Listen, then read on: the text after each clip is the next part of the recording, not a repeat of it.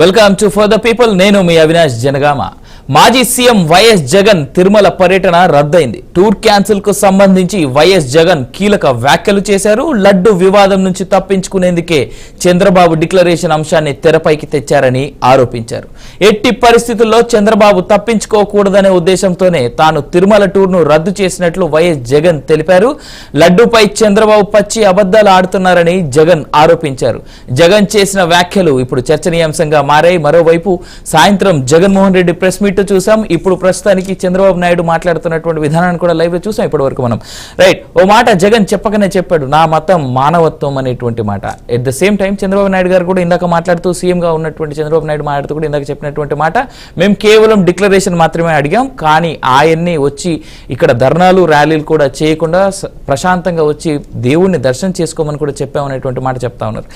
ఏదేమైనా ఇప్పుడు ఇటు ఓవైపు చంద్రబాబు నాయుడు, ఓవైపు జగన్మోహన్ రెడ్డి వ్యాఖ్యలు ఏ విధంగా దుమారం రేగుతా ఉన్నాయో చూస్తా ఉన్నాం. కూటమి ప్రభుత్వానికి అగైనెస్ట్ గా జగన్మోహన్ రెడ్డి నిల్చుంటే కూటమికి సపోర్ట్ గా జరుగుతున్నటువంటి అంశాలని సమర్థిస్తూ చంద్రబాబు నాయుడు మాట్లాడుతున్నటువంటి అంశాన్ని మనం చూస్తున్నాం.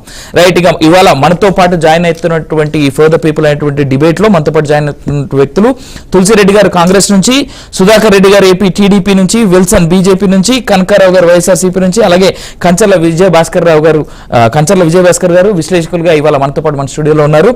ఇక ఇదే అంశాన్ని గురించి మనం మాట్లాడదాం.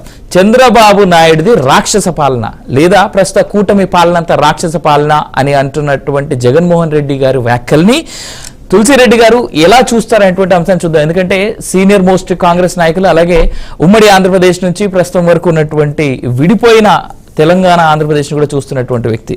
తులసిరెడ్డి గారు ఎలా చూస్తారు sir? First of all good evening ప్యానెల్లో ఉన్నటువంటి మెంబర్స్ అందరికీ. ఓకే, ఇక్కడ 3-4 అంశాలు. 1 డిక్లరేషను, 2 లడ్డు కల్తీ, 3 దీక్షలు, 4 మానవత్వం, దానవత్వం. దీంట్లో డిక్లరేషన్ కు సంబంధించి ఒక్కొక్క ఆలయంలో కొన్ని సంప్రదాయాలు ఉంటాయి. ఇప్పుడు మంత్రాలయంలో మొగోళ్ళు వచ్చేసి చక్కా బనీని ఇప్పిపోవాలా. కరెక్ట్. మంత్రాలయంలో చొక్కా బనీని కూడా ఇప్పిపోవాలా. నేను ఒకసారి పోయినప్పుడు నాకు కూడా అది బాగా అనిపించింది, కానీ వాళ్ళ రూల్స్ అవి కాబట్టి నేను కూడా చక్కా బనీని ఇప్పిపోవాల్సి వచ్చింది. అదేవిధంగా తిరుమలలో కూడా ఈవెన్ హిందువులు కూడా మొగోళ్ళు వచ్చేసి పంచ కట్టుకుని పోవాలా. అన్య మతస్థులు డిక్లరేషన్ అవుతాం. ఈవెన్ హిందువులు కూడా వచ్చేసి, భక్తులు వచ్చేసి, మొగోళ్ళు వచ్చేసి ప్యాంట్ వేసుకుంటారు అనేది పంచ కట్టుకోవాలా. ఆడవాళ్ళు వచ్చేసి, మా స్త్రీలు వచ్చేసి చీర కట్టుకోవాలి.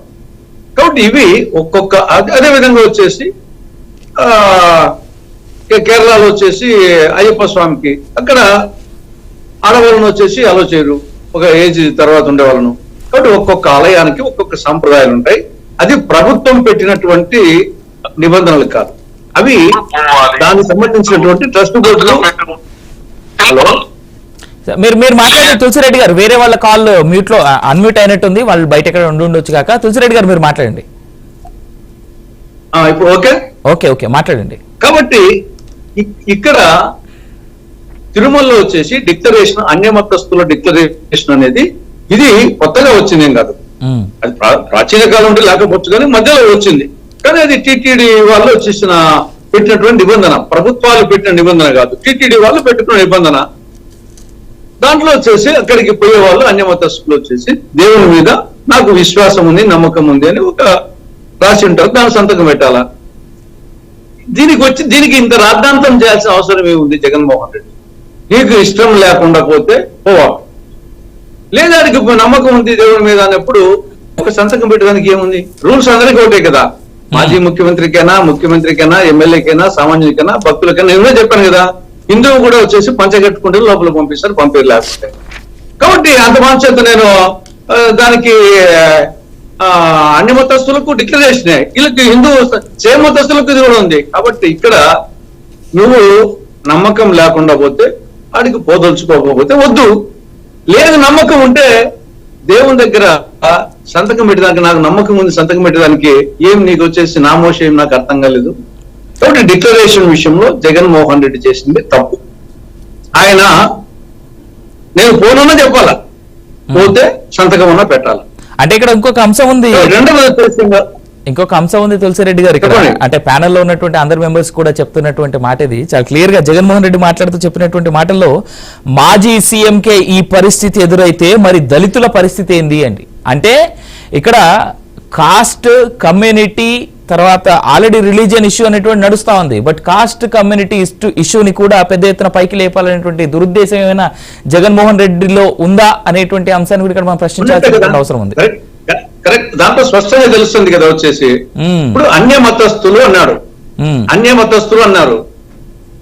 ఇప్పుడు దళితులు ఎవరి కింద వస్తారు? వాళ్ళు హిందువుల కింద వస్తారు కదా, అవును, వాళ్ళకు లేదు కదా, వాళ్ళకు వర్తించదు కదా. మరి ఇంకా దీనికి అర్థం ఏముంది వచ్చేసి, ఇది అన్య మతస్థులు ఉన్నప్పుడు క్రిస్టియన్స్ గాని, ముస్లింస్ గాని, సిక్కులు గాని, జైనులు గాని, బౌద్ధులు గాని, దళితులు వచ్చేసి హిందువులు. కాబట్టి ఆ ఇష్యూ ఎందుకు వస్తుంది? నువ్వు మళ్ళా మత చిచ్చు పెట్టాలని కదా. కాబట్టి డిక్లరేషన్ విషయంలో జగన్మోహన్ రెడ్డి చేసింది ఖచ్చితంగా తప్పు. ఇక లడ్డూ విషయంలో వచ్చేసి ఇక్కడ ఈవోకు సీఎంకు వచ్చేసి డిఫరెన్స్ కనపడతా ఉంది. ఈవో శ్యామలరావు గారు, అంటే చంద్రబాబు నాయుడు గారు నియమించినటువంటి ఈవోనే శ్యామలరావు గారు ఏమంటున్నారు, నెయ్యి కల్తీ జరిగింది వాస్తవమే, కానీ ఆ నెయ్యిని వెనక్కి పంపించాము, దాని లడ్డూల తయారీలో వాడలేదు, కాబట్టి లడ్డూలు కలుషితం కాలేదు, లడ్డూల పవిత్రత లోపించలేదు, తిరుమలకు అపవిత్రత లోపించలేదు, అసలు ఏం కలగలేదు అపవిత్రత, కాబట్టి కల్తీ అయింది వాస్తవమే నెయ్యి, దాన్ని వెనక్కి పంపించాం, దాని పైకి వచ్చేసి వాడాలి లడ్డూ తయారీలో. కాబట్టి ఇక్కడ లడ్డూల విషయంలో తిరుమల విషయంలో అపవిత్రత జరగలేదు అని ఈవో చెప్తున్నాడు.